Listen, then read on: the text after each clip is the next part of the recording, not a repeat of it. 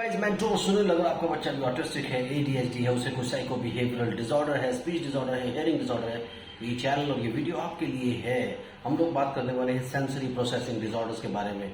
Sensory processing disorder कैसे आपके बच्चे में आते हैं, ऑटिज्म से इसको कैसे डिफरेंशिएट किया जा सकता है, तो इसके बारे में बात करेंगे। चैनल को सब्सक्राइब कीजिए, लाइक कीजिए, शेयर कीजिए, पूरी दुनिया में फैला दीजिए। मुझसे कंसल्ट करने के लिए 8168790299 मेरा मोबाइल नंबर है। +91 इंडिया का ISD कोड जरूर लगाएं अगर आप इंडिया के बाहर से कॉल कर रहे हैं। इंडियन कंसल्टेशन 1000, इंडिया के बाहर से कॉल कर रहे हैं 3000 रुपीज अकाउंट ट्रांसफर देकर आपको मेरा अपॉइंटमेंट इजिली मिल जाता है। तो बात करते हैं सेंसरी प्रोसेसिंग डिसऑर्डर पर।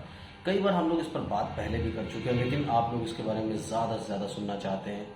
यूजुअली क्या होता है कि ऑटिज्म और सेंसरी प्रोसेसिंग डिसऑर्डर्स को एक ही प्लेटफॉर्म पे रख दिया जाता है।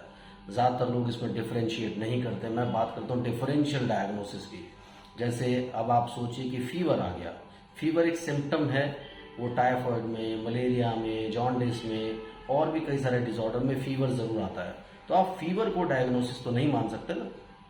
इसी तरह से क्या होता है कि जब आप ऑटिज्म की बात करते हैं, एडीएचडी की बात करते हैं, सेंसरी प्रोसेसिंग डिसऑर्डर्स की बात करते हैं, सेंसरी इंटीग्रेशन डिसऑर्डर की बात करते हैं, उसके अलावा अटेंशन डेफिसिट डिसऑर्डर की बात करते हैं, सीजर डिसऑर्डर की बात करते हैं, जनरलाइज डिलेड स्पीच की बात करते हैं या डिलेड स्पीच एंड लैंग्वेज की बात करते हैं, तो ये सारे के सारे डिसऑर्डर में कहीं ना कहीं शुरुआत में सेंसरी प्रोसेसिंग की प्रॉब्लम आती है। अगर आप स्टार्टिंग से जब थेरेपी शुरू करते हैं, सेंसरी प्रोसेसिंग की तरफ ध्यान दें, सेंसरी इंटीग्रेशन की तरफ ध्यान दें, यानी जो आप इंफॉर्मेशन सिखा रहे हैं वो सुपरफिशियली सिखा के खुश ना हो, तो आपके बच्चे को सेंसरी प्रोसेसिंग डिसऑर्डर नहीं आ सकता। लेकिन यूजुअली मिस्टेक कहां पर होती है कि ज्यादा से ज्यादा कि जी बच्चा बोलता नहीं है, यानी बोलता नहीं है, वो एक सिम्टम है सब डिसऑर्डर्स में। चाहे वो एडीएचडी की प्रॉब्लम आ रही है, एडीडी की प्रॉब्लम आ रही है, ऑटिज्म की प्रॉब्लम आ रही है, उसके अलावा सेंसरी प्रोसेसिंग डिसऑर्डर की प्रॉब्लम आ रही है, किसी भी चीज की प्रॉब्लम आ रही है, इन सब में एक सिम्टम होता है कि बच्चा टाइम से नहीं बोलता या फिर बच्चा सिर्फ रिपीट करना सीख जाता है, क्योंकि आपने उसे स्पीच सिखाने की कोशिश की है जल्दबाजी में कि हम इसे जल्दी से जल्दी स्पीच सिखा लें। उसकी वजह से बच्चा क्या करता है कि सब चीजें रिपीट कर देता है कि ये मैंगो है, ये एप्पल है, ये बॉटल है, ये ग्लास है, ये पेन है, ये कॉपी है, ये सब चीजें हैं। लेकिन वो बच्चा क्या होता है कि एक्सप्रेसिव नहीं होता, यानी वो अपनी सारी सेंसेस को जोड़ करके उसका 3 डायमेंशनल व्यू नहीं ले सकता। मैंगो के बारे में दूसरे देखा, मैंगो है, मैंगो को टेस्ट नहीं किया, मैंगो के बारे में बता नहीं सकता, मैंगो के बारे में एक्सप्लेन नहीं कर सकता। ऐसी एप्पल के बारे में और दूसरे प्रोडक्ट्स, दूसरी चीजों के बारे में, फ्रूट्स के बारे में या फिर बर्ड्स के बारे में या फिर एनिमल्स के बारे में जो कई सारी चीजें होती हैं, जो बहुत सारी इंफॉर्मेशन होती है, उसके बारे में नहीं जानता। जैसे फैन के बारे में किसी बच्चे को फैन है, पिक्चर दिखाएंगे फैन है, लेकिन एक्चुअल फैन को देखेंगे तो कुछ और रिएक्शन होगा।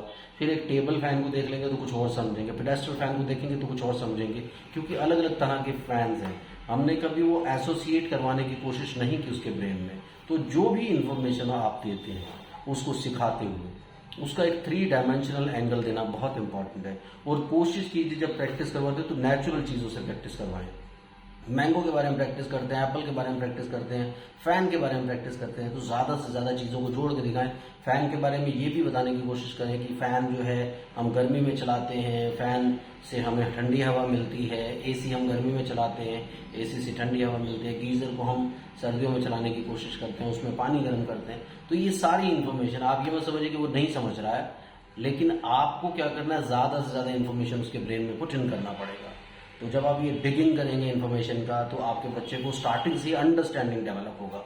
जब अंडरस्टैंडिंग डेवलप होगा तो उसको सेंसरी प्रोसेसिंग डिसऑर्डर नहीं आ सकता। तो ज्यादा से ज्यादा आप इन प्रॉब्लम से बचिए, सेंसरी प्रोसेसिंग डिसऑर्डर से बचिए। और जब आप प्रैक्टिस करवाते हैं, ट्रेनिंग देते हैं, तो ज्यादा से ज्यादा कोशिश कीजिए पूरी अंडरस्टैंडिंग के साथ ट्रेनिंग दें। Thank you very much Baba.